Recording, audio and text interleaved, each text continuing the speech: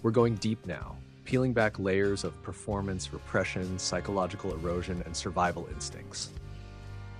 The humiliation ritual, married women in psychological prisons. This isn't about love gone cold. This is about psychological captivity disguised as marriage. And many of these women don't even know they're in it. Because humiliation doesn't always come with bruises. It comes with silence, contradictions, spiritual decay. 1. What the humiliation looks like. For both childless and mothering wives, the humiliation ritual often includes emotional invalidation. Her thoughts are minimized, her concerns turned into arguments. He recenters everything around his discomfort. Performative intimacy, sex as duty, affection as manipulation, love reduced to survival currency. Psychological gaslighting. She begins to question if she's the problem. He breaks her, then tells her she's too broken to be loved. Public respect, private disregard. He praises her in front of friends or family to maintain the image, but starves her emotionally behind closed doors.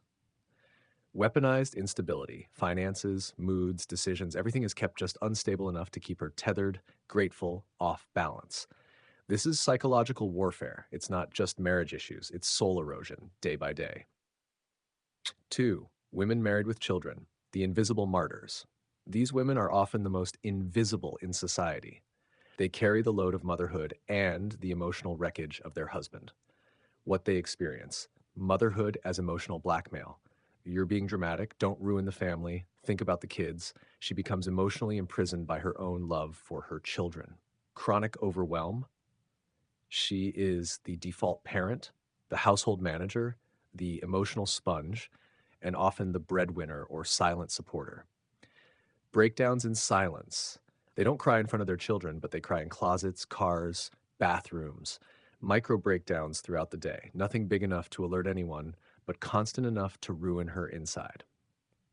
Identity loss. She doesn't know who she is outside of being a mother and wife. Her hobbies, body, friends, voice, all eroded slowly over time. Shame cycle. If she leaves, she's destroying the family. If she stays, she's betraying herself. Either way, she's shamed by society and by the man who won't change. The abuse is often covert, but devastating, and the world rewards her for being strong while ignoring her silent collapse. 3. Women married without children, the deep isolation. These women are often presumed to have more freedom, but in the humiliation ritual, that freedom is just another tool used against them.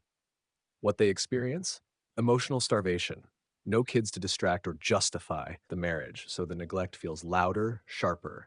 She feels utterly alone with someone. Existential dread. Is this it? She starts questioning not just the marriage, but life itself. Depression creeps in through the cracks of disappointment. Fertility pressure. If she hasn't had kids yet, this becomes another point of power for him to manipulate, either weaponizing her desire for children or blaming her for not having them.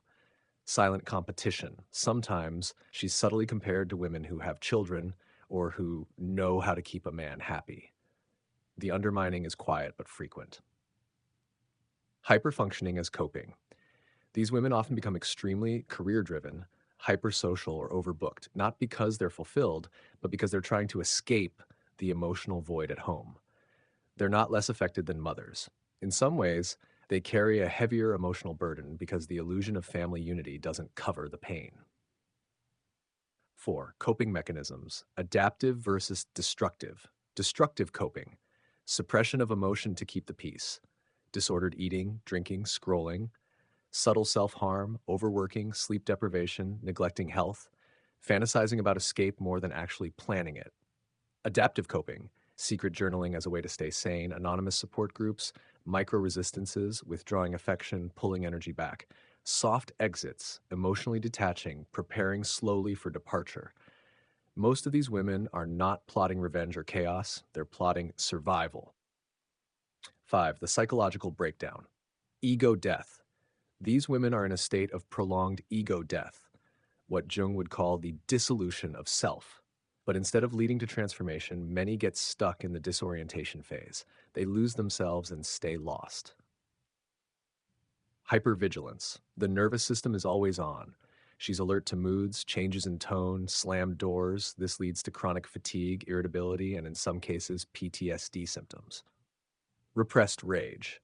So many of these women walk around with unspoken fury, not just at their husbands, but at themselves for staying, at their families for not protecting them, and at the world for not seeing them. Emotional Stockholm Syndrome. The abuser becomes the lifeline. They start saying things like, he's not that bad, he had a rough childhood, it's just stress. The brain wires itself to empathize with the source of harm. 6, why they stay. Because leaving feels like failure, and most of these women were conditioned to endure, not escape, because they don't have a financial parachute. They married without a net, and now the ground is cracked beneath them. Because they hope, not in a romantic sense, but in a desperate one, that tomorrow won't be like today. Some are simply waiting for the kids to get older, some are waiting for the man to wake up, and some are waiting for themselves to finally break.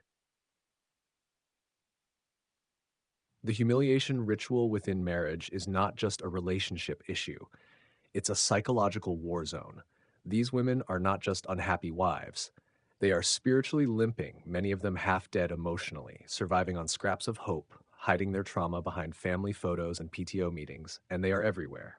At church, at work, on your timeline, smiling, dying quietly inside homes that were supposed to heal them.